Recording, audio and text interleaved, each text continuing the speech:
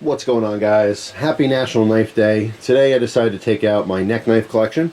This is most of it that's on the table here. I want to say I have around maybe 80, a little bit shy of 80, 70 something like that. There's probably 60 something on the table here. Also over there on the chair, I have a couple of the ones I've been using more lately. You can't see it, but over here I have a case with a couple more random ones, and I have probably a handful at another location.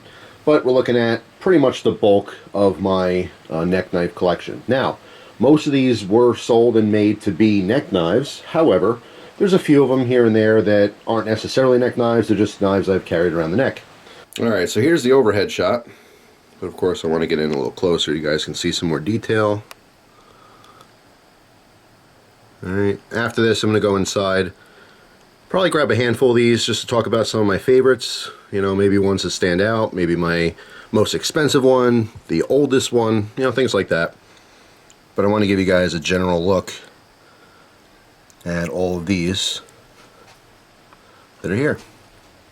Of course, I want you guys to let me know down in the comment section if you carry a neck knife, and if you don't, why. There are a couple legitimate reasons why some people don't carry neck knives, but I find it to be extremely useful. Now, of course, I do also carry a knife in the pocket, regardless. I just think that the neck knife has a couple advantages, particularly when sitting. But yeah, that's the bulk of my neck knife collection. Of course, like I said, there's more over there. Of course, my neck knives, the ones that I designed, the Bastion Swordtails. And then, of course, I have another case, and I have another case inside as well, with a couple more hiding, but nothing that's, you know, really worth mentioning, a couple cheaper ones. So yeah, let's go inside and talk about some of these more. So I'm going to start with the most expensive neck knife in my collection. This is the Rockstead Chou. I believe it's pronounced Chou. I would probably normally say Chow. But anyway, very interesting knife. This has a YXR7 steel, which is very rare. You don't usually see that. Rockstead is known for being, you know, one of the best knife companies in the world. I mean, they have some of the most expensive production knives in the world. This knife usually sells for a little over $300, so I haven't seen them for sale in a while. I'm not even sure if they're still in production, but this is the cheapest version with this cord wrap on the handle. They actually make two other versions of this knife. One does not have the wrap. It has some kind of like fancy engraving. I think it's like a wave, you know, or ocean type theme that goes across the handle there. And that's, I think, like $400, and then there's even more expensive one that has wood scales. But really, really interesting neck knife, and you know, my most expensive currently. Now, as far as the cheapest, I have to say the M-Techs that I have are probably the cheapest neck knives. These are, of course, Minimalist copies. The Minimalist, most people know the CRKT Minimalist, which is a production version of a custom knife, the Alan Foltz Minimalist. So Alan Foltz, the knife maker, actually had the original design, made custom knives, and then worked with CRKT to make the production version. So the CRKT is really a copy of an original custom, and of course this is a copy of, well, CRKT's. M-Tech, as we know, just makes cheaper knives. I mean, these work. I have carried, well, I carried one of these Minimalist copies, and I actually carried one of these. I think it was the tan one. You know, and the blade steel is soft. It doesn't hold a great edge or anything, but as long as you keep your knives maintain the edge with stropping and or sharpening if needed, they work. It's totally fine for lighter cutting tasks. And then these two knives, I believe, are the same. All right, and they're basically like miniatures, okay? So they're mimicking a large fixed blade design, but in a very small knife that you can actually use and carry as a neck knife, so they're nice and light. Also M-Techs, and also very, very cheap, but these are separated because they're the smallest knives in my neck knife collection. So I have three different patterns, all right, and all are very tiny, all right, for neck knife carry. So if you want that like ultralight carry, it actually feels like a necklace and not a knife hanging from your neck. So here's a close-up of these.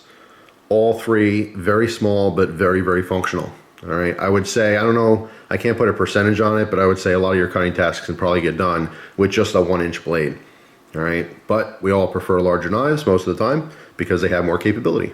But these are super cool and a really nice option if, number one, you don't have a huge budget for neck knives, and number two, if you just don't want to have a big old hunk of steel carried around your neck.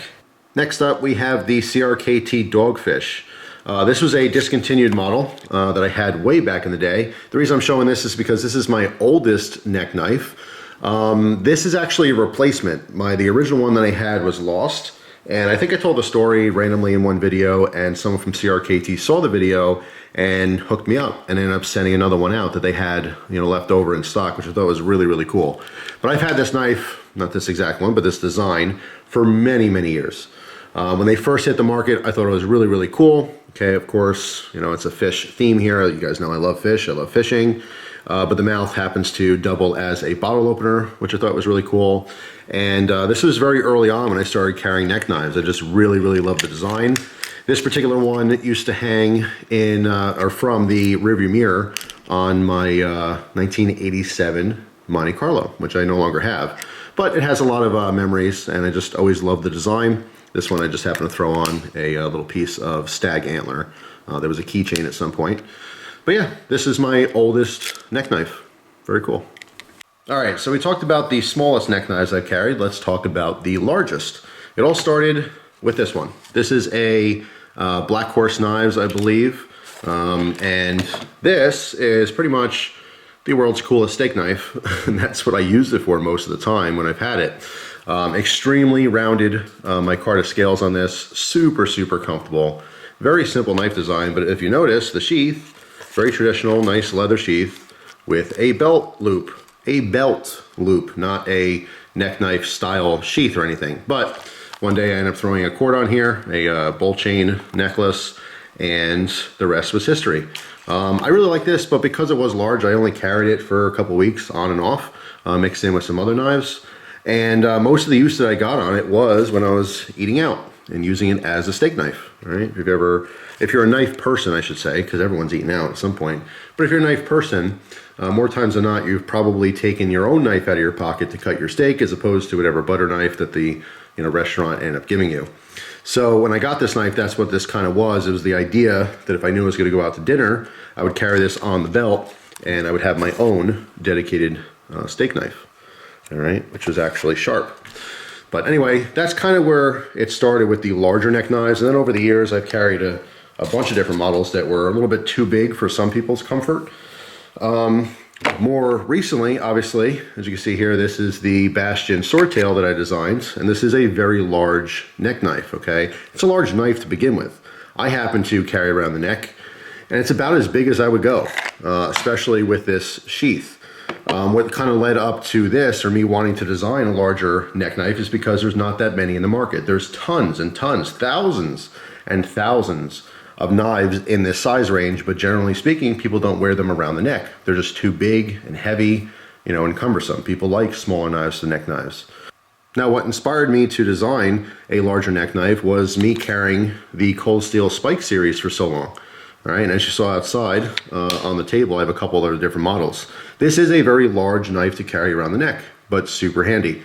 So that's what kind of led me into wanting to make another option for the people who want a larger neck knife. Now, these two knives here are also representing large neck knives, not because they're so long, but because they're so wide. A very rounded handle, I think, is very beneficial for grip. It's very comfortable. This one is the Mora Eldris in black. They had a couple different colors on this knife. My wife owns one in green that she absolutely loves. But these knives I tend to stay away from regular carry. This is awesome if you're like, hiking or bushcrafting or, hanging out in the wilderness. But for everyday carry, it's just too fat. I found it just be uncomfortable. It's really comfortable to use, but just day in, day out, I tend to like flatter knives that are around the neck.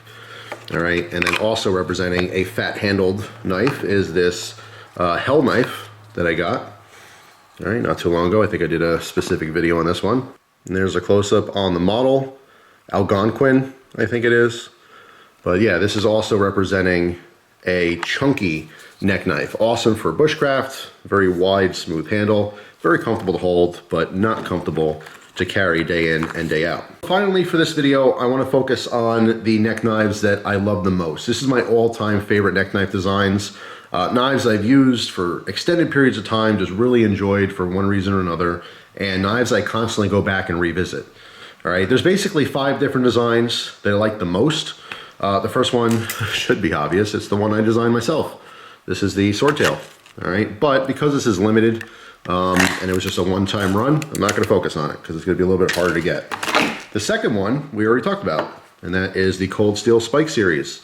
Any of them. There's a bunch of variants. There's the old version, the new version, different blade designs. I mean, you know, pick your favorite flavor. But just an awesome, awesome neck knife option for larger neck knives. And then there were three. So I have a couple variants of each one of these. All right, the first one is the Minimalist. All right, this is the custom version, the Allen Foltz Minimalist. Now, what you get with a custom is whatever you want. It's custom made. So you get a steel upgrade for sure, any kind of scales you want. You get a little bit better fit and finish, just super, super rounded scales, extra comfy in the hand, just awesome, but still affordable for a custom knife. I want to say these still sell for around $130, $120, something like that. You can find a lot of different variants on the custom, but if you don't want to spend that money, or if you're just dipping your toes into the world of neck knives, I would recommend the CRKT version. Same deal with CRKT is they have a bunch of different blade designs. This is the little Bowie or Bowie style blade. This was one of my favorites. I really like their karambit one. I think it's just super cool, but this one's a little bit more versatile. All right, so the Minimalist design, whether it's custom, you know, or CRKT, highly, highly recommend it. What people also like about these is that they're small and lightweight, okay? When getting into neck knives, again, people tend to focus on smaller options. They don't want a big old heavy thing hanging from their neck, all right? Specifically if you're not used to that. So smaller, lightweight, that's a good thing. Next up is the MT Knives Genesis. I have two different versions of this, all right? I think this is an excellent, excellent option. Also around the $100 range, just depends. They also had a version with scales, which my wife has and loves. But now we're getting into a little bit of a bigger design. So if you're looking for something that has a little bit more capability, but still lightweight, definitely would say the Genesis is a really, really cool option. If you don't like the skeletonized handles, those scales that are on there are very comfortable. One thing I will say though, if you've never seen this before, is it looks a little bit phallic. Oh, sorry. Once you see it, you can't unsee it. But still, one of my all-time top favorite neck knives. So next up is the Brous Blade Silent Soldier, just an all-time classic for me. These have a totally different feel because they're short, wide, stout little blades. They are very good, hard-to-use knives. All right, so if you're not into the long, slender, you know, design like the Genesis, this is just a different option. All right, so 6-to-1, half dozen the other. It just kind of depends on your style of neck knife carry. But tons of different options on finishes, blade styles, and so forth. Very, very cool. Also, SOG made, I believe this is called the Snarl, all right, which is their production version of it. So you can get it a little bit cheaper if you don't want to spend the extra money. All right, pretty cool. All right, and last up, and I'm just realizing that I said there's 5 of my favorites. This, I think, makes 6. All right, so stay in school, kids. This is the Outdoor Edge Leduc. Okay, this is just a really, really cool knife. Probably most innovative just because of the sheath design. I love it. I absolutely love this knife. You can see I have it in brown and orange. I want to say they also make a black version, which I don't think I've ever had. But as far as this knife goes, it's just super cool. It's called the Leduc. Obviously, it looks like a duck head. All right. How the sheath works is there's a retention piece on here. All right, so you can use your thumb to pop that open. This makes sure that it's not going to accidentally fall out. Although in an emergency, if you tug on this hard enough, it will overcome it. Okay, just as an FYI for the people wondering, oh no, what if I'm struggling getting it out? You can overcome that if you need to, all right, but it does retain very nicely. All right, so once you pop that open, blade slides out nice and easy. These come very, very sharp, very lean edge on these, very aggressive jimping on the top as well. And you can see how that little beak on that duck fits between your ring finger and pinky, and this thing locks in your hand. There's no way you're gonna accidentally let this go. In the case of, say, self-defense or something along those lines, it's just a really good option because of that, all right? Of course, there's a big old lanyard hole, which is the duck's eye. If you want to have, you know, an extension on there, you could choke back on this too. You could put it towards the middle of your hand. You could put it all the way down here if you needed to. It's just a really, really cool knife. Clearly, I'm only using it for utility purposes, and it works very well at that. All right, it's also very lightweight, despite the, you know, larger handle here. It looks like it might be heavy, but this is an overmold. All right, so it is very, very light. It's just one of those cool knives. It's just, I've always liked them. Some people think they're ugly. Some people think they're dumb. of all the knives that I carry, this is one of the neck knives that gets the most attention. All right, and of course, once I tell people it's the Leduc, and I show them it's the duck thing, I don't know, the general public seem to be less scared of a knife like this as opposed to some of the other options that I showed. But of course, if you don't want to draw as much attention to yourself, the brown option might be better for you. But just really, really awesome knives. I actually think that Outdoor Edge overall is a very underrated knife company. I've had multiple folders from them that I absolutely loved. I have a couple machetes from them that I absolutely love. The Jungle Demon, I think it's called, or one of those things. Just awesome knife company. And of course the Leduc. Anyway, that pretty much sums it up for today. I know there's a ton more neck knives out there, but I don't want to make this video too long. Hopefully you guys enjoyed it. Let me know down in the comment section again if you guys carry a neck knife. If you do, what is your all-time favorite one? I love the variety, but again, you know, the last part of this video focusing on some of my favorites, those I just tend to gravitate towards more and more just because I like them so much. So again, happy National Knife Day to everyone out there, and thanks for watching. Hope you have a wonderful day, and I will see you tomorrow with a brand new video. Take care.